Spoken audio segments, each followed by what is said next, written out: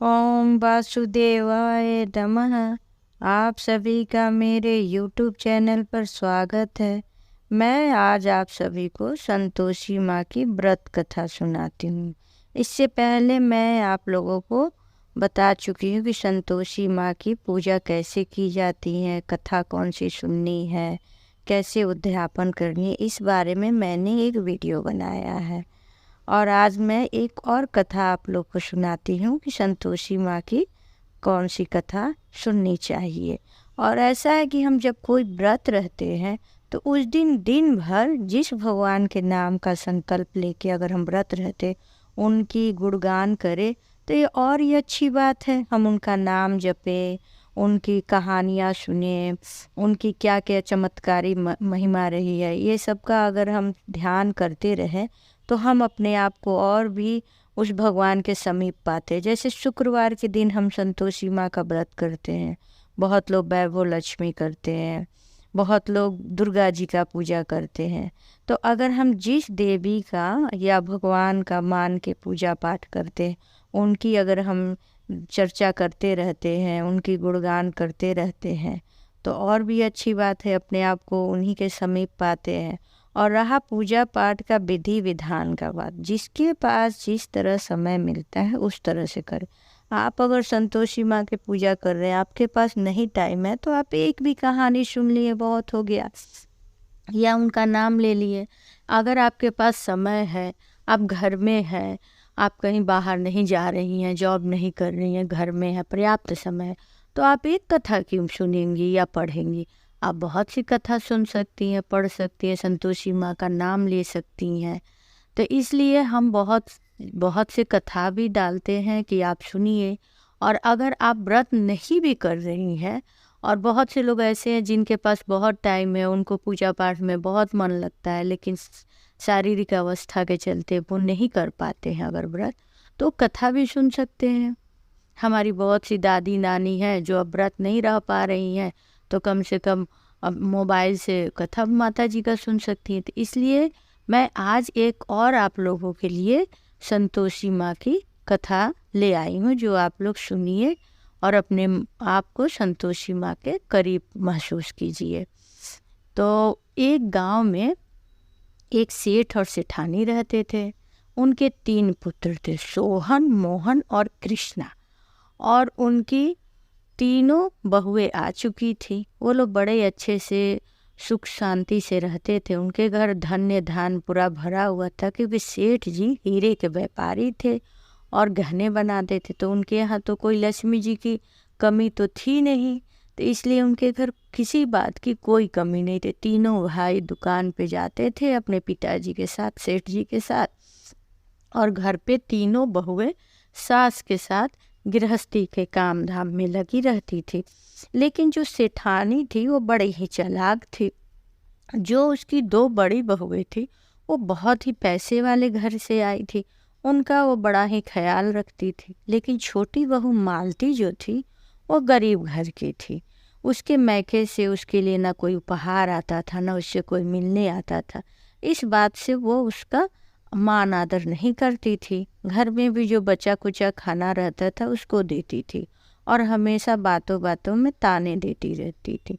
इस कारण मालती बहुत दुखी रहती थी, लेकिन वो किसी से कुछ ना कहती थी। मालती की आदत थी कि वो नित्य ही संतोषी माता के मंदिर जाती थी और पूजा पाठ करती थी, और घर में भी सबका ध्यान रखती थी, सबका जो भी कार्य रहता था करती थी। लेकिन कभी भी अपने दिल की बात नहीं कहती थी कि मुझे आप लोगों के बातों से बुरा महसूस होता है, या पति को भी ये बात ना बताती थी। एक समय की बात है कि मालती मंदिर की सीढ़ियों पर बैठी थी और कुछ सोच रही थी।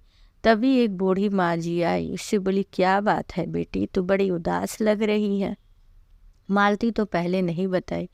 फिर जब वो उसने बड़े प्यार से उसके सर पे हाथ फेरा, तब वो माँ जी से फपक के सारी बातें कहने लगी कि मैं क्या करूँ, मेरे मैके से कोई नहीं आता है, ना माँ जी के लिए कोई उपहार आता है, इसलिए मेरी माँ जी वो मान सम्मान मुझे नहीं देती है जो मेरी दोनों जेठानियों को मिलती है, और हमेशा मुझे कुछ ना कुछ बोलती रहती है। तब वो बूढ़ी माँ जी बोली, अरे तू चिंता ना कर, तू संतोष रख और संतोषी माँ का पूजा पाठ करती रह। तुझे किसी बात की चिंता करने की ज़रूरत नहीं है। धीरे धीरे देखना, तेरे भी दिन वापस आएंगे और तेरी सास जेठानियों की तरह तेरे भी मान सम्मान करेगी। ऐसा बोल के वो चली गई। उधर दुकान का जेवर लेके जो कृष्णा था, सबसे छोटा पुत्र, वो कहीं किसी को देने जा रहा था। तभी रास्ते में चोर ने कृष्णा के हाथों से चोरी कर ली। अब वो आया और अपने पिताजी से कहने लगा, पिताजी मैं जेवर देने जो जा रहा था जिसको, मेरी बीच में ही चोरी हो गई। तो सेठ जी तो कुछ ना बोले, लेकिन उनके दोनों बेटे जो थे वो बोले, अरे नहीं पिताजी, इसी ने जेवर कहीं चुराया है, झूठ बोल रहा है, मैं तो इसे दुकान में भी नहीं आने दूंगा, घर में भी नहीं आने दूंगा। ऐसा वो बोलने लगे। तब घर जाके कृष्णा ने सारी बात मालती को बताई। तो मालती बोली कि जब आप यहाँ नहीं रहेंगे तो मैं रह के क्या करूँगी। दोनों पति पत्नी घर से निकल गए। जाते जाते एक बहुत दूर दूसरे गांव में पहुंच गए और एक जगह जंगल में, मतलब सुनसान जगह था, वहाँ बैठे थे। तभी वो माता जी वहाँ आ गई। मालती को बड़ा आश्चर्य हुआ। वो बोली कि अरे आप यहाँ कैसे आ गई, आप तो मेरे गांव के मंदिर में बैठती थी।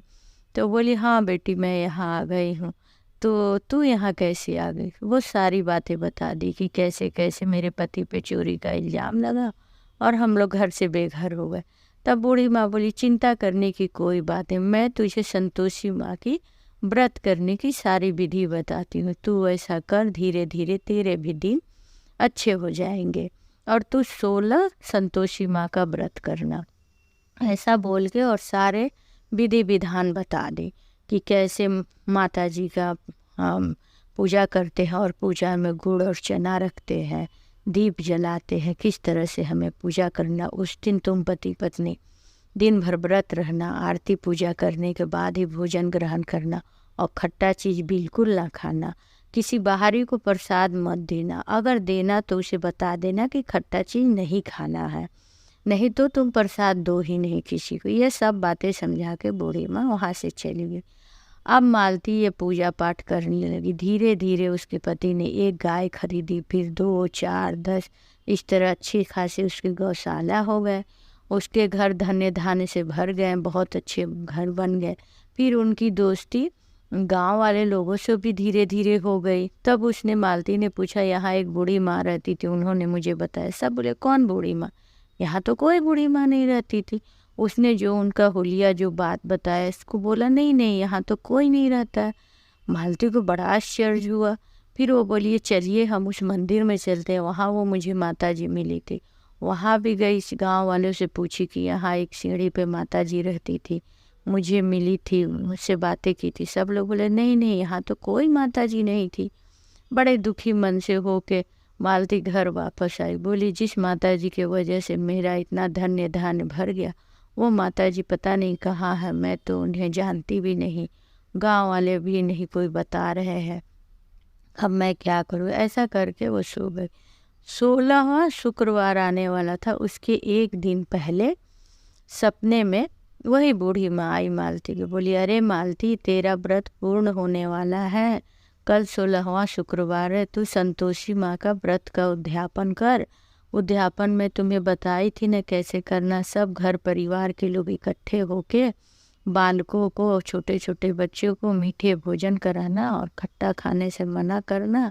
पैसे बच्चों को देना हो तो दो दक्षिणा में, नहीं तो बच्चों को कुछ खरीद के उपहार दो।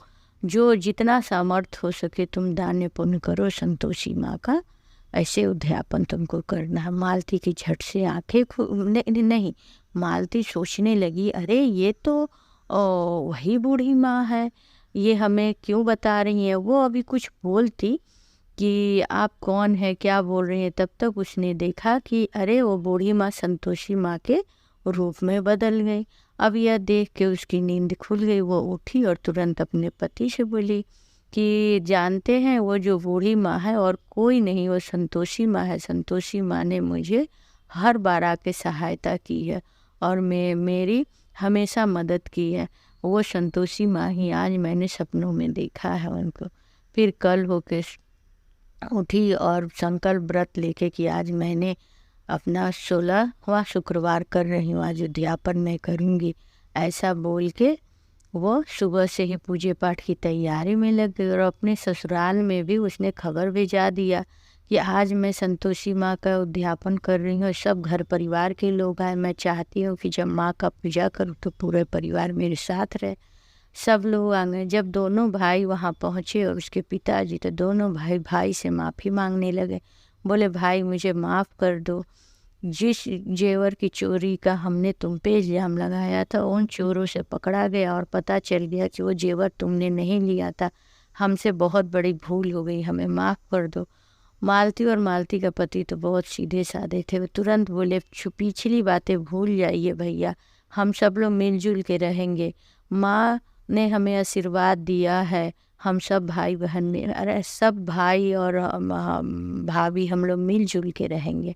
आप आप बिल्कुल इस बात का दुख न कीजिए कि आपने मुझे घर से निकाला। उसकी बातें सुन के उसकी दोनों भाभी भाई माँ बाप रोने लगे और उनसे माफ़ी मांग रहे थे। इधर संतोषी माँ जो है वो मंद मंद मुस्कुरा रही थी और मालती जो है संतोषी माँ का धन्यवाद दे रही थी और सारे बच्चों को भोजन करा के उपहार दे के विदा की।